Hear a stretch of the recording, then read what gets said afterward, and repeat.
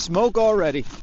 You've probably seen plenty of bow drill videos, but probably never with a snowshoe on a fireboard. Most likely rare with a milkweed bowstring.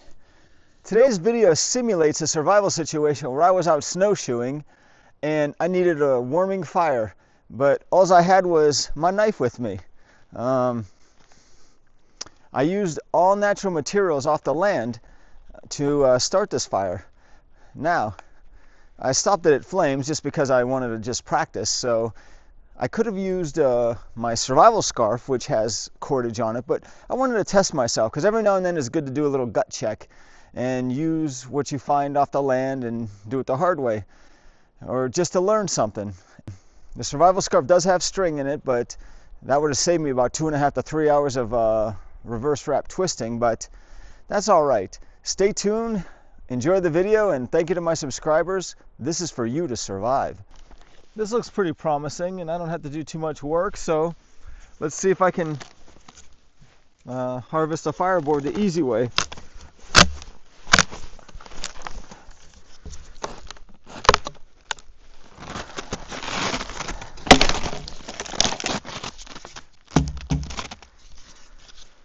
Not bad.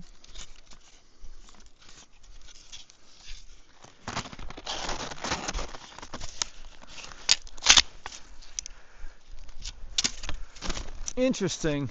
Here's a white pine bough that blew over. This looks like has some fatwood potential.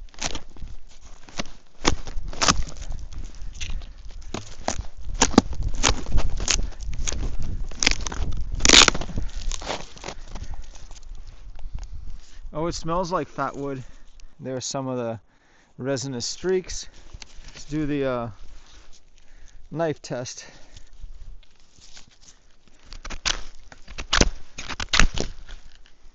Oh, it smells like it. Definitely fatwood. Wood. I started boring a hole in, little by little. Now I should try to make another one. Notice how my hand is not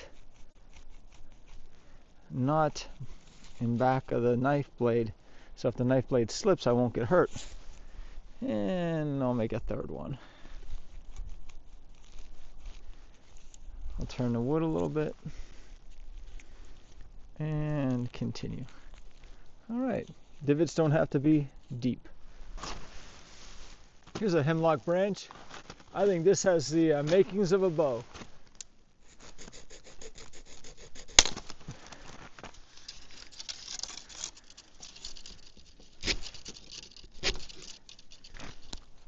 Okay, here's how I got that split in my bow.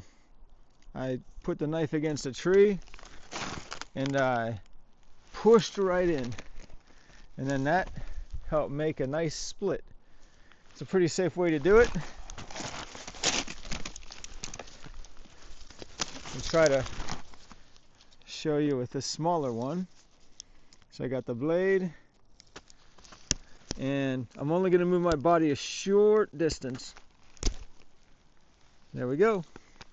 Split achieved. So now that's the bottom of my bow. What I did for the top of the bow was simple.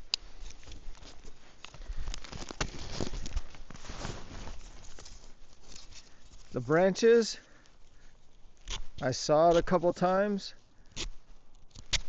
and then that allowed me to snap it where I wanted it to.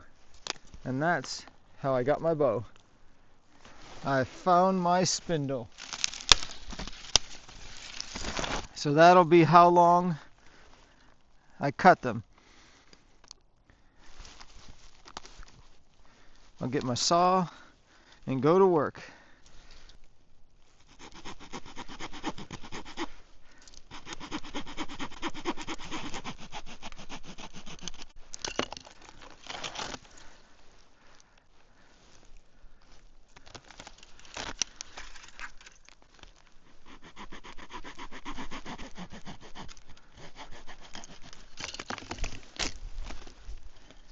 Alright, that looks like the makings of a spindle, somewhere around thumb thick. I'll cut the end off, dress it up, and use it.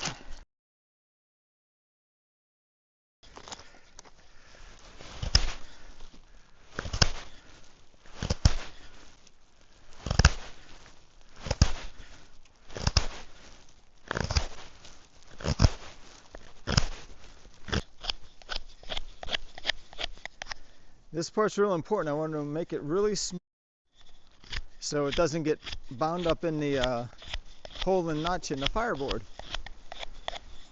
Alright, now I'll cut the end just to a point so it fits in the fireboard nicely. So this little point is going to fit in the starter hole of the fireboard. So that's why I like it. Just enough to get it started, but then I also want to make sure I go around the edge. It helps to be really fussy and take your time on this. It's worth the time. Plus it saves wear and tear on a bowstring. We don't want to have the bowstring fail at the moment of truth.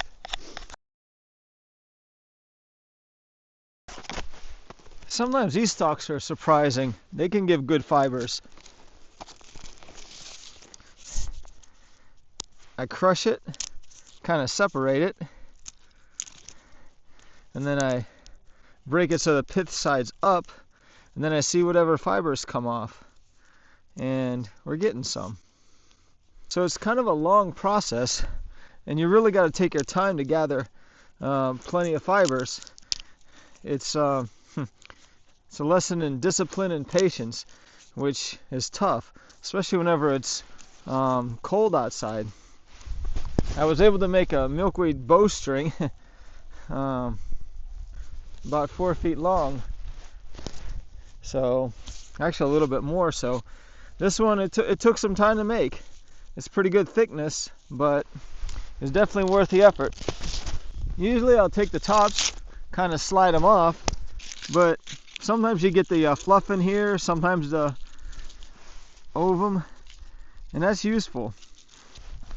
Here's a milkweed stalk. The snow has gotten a lot harder because it warmed up and it froze again. So I was picking the tops and trying to get fibers that way, but that only goes so far. I found that if I kind of work it and pull it out, the fibers at the bottom usually aren't that good. But as you go up, you get more fibers. You can see my survival knot video, but I tie my clove hitch, feed it up through the X, and then I try to make the ends even. So reinforcing the bottom of the bow, and then I'll tie the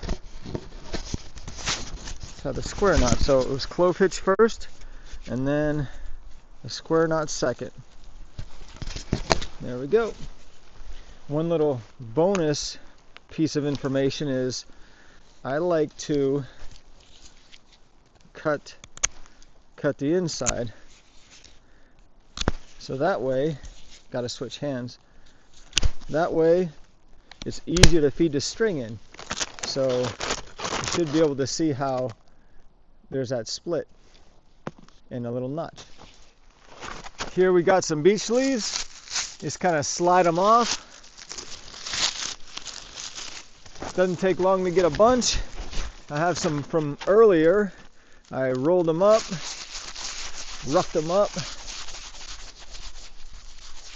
and then this is going to be our fine kindling, the tinder. Here's a yellow birch, and there's no way I could pass this up.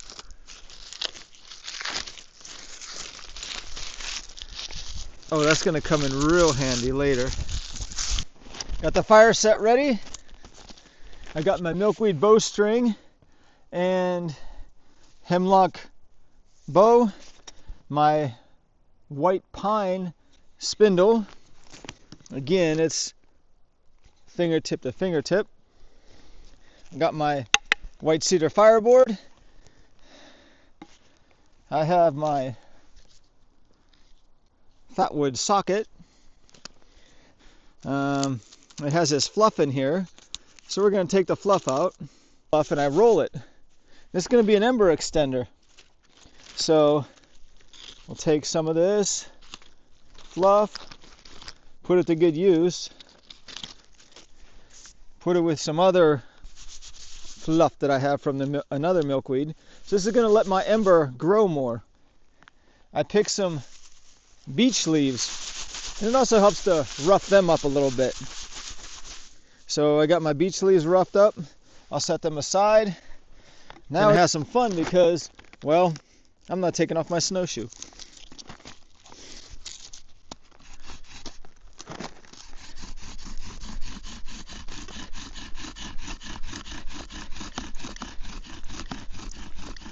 Smoke already. I'm going to switch holes.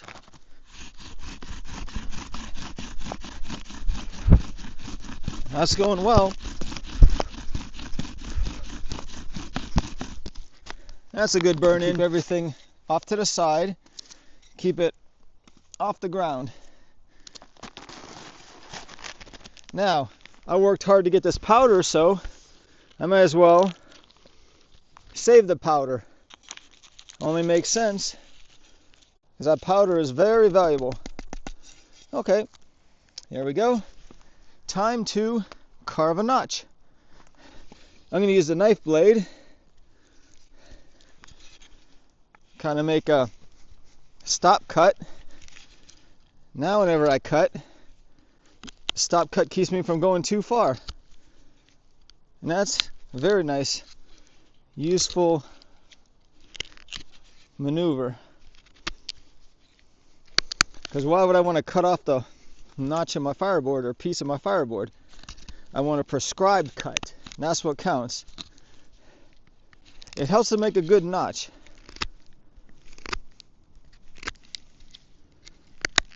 We're getting there. Shouldn't take too long, but it's worth it to take your time to do it. You want to make it so your hands are not in the line of fire so you don't get hurt. Sometimes it takes several attempts to get an ember, but we like one ember, one fire, no exceptions. That's what we try to strive for in the winter, because winter's such harsh conditions that you really don't want to be trying and trying and trying. Sometimes that's what happens, but you want to make it count the first time. That's what counts. All right. I'll use this cattail pod to catch the ember dust. I'll wrap once, I'll wrap twice, and time to go to work.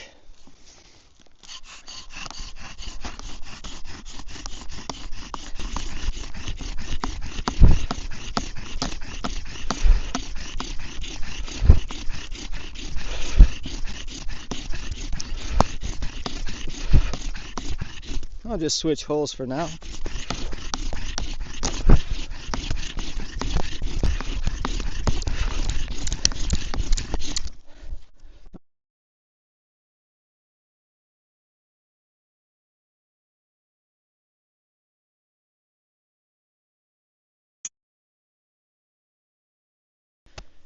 We'll let it get stronger and stronger. Do like a gentle tap. Now I'm keeping the fireboard just a little bit away from the ember so it can get oxygen and grow. All right. Same deal. Keeping it off the ground. Keep the socket inside the bowstring along with the spindle. I see the orange glowing. Okay. So I have my roughed up beech leaves. I have my milkweed fluff. I'm going to put this ember in the milkweed fluff.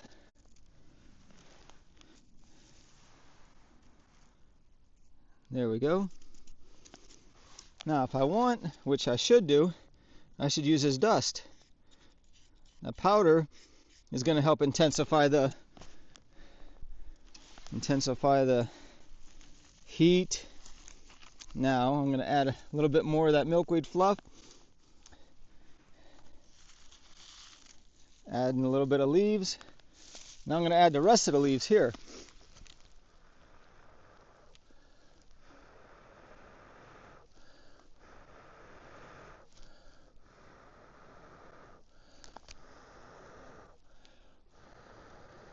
I'm letting the smoke blow away from my face. Oh, it looks like we got fire already, or flames. Fire is kind of self-sustaining. Flames are what we have here. I have some birch bark here, so I'll add that on top. And that's really taken off now. Thank you for watching. Keep on drilling, and this is for you to survive.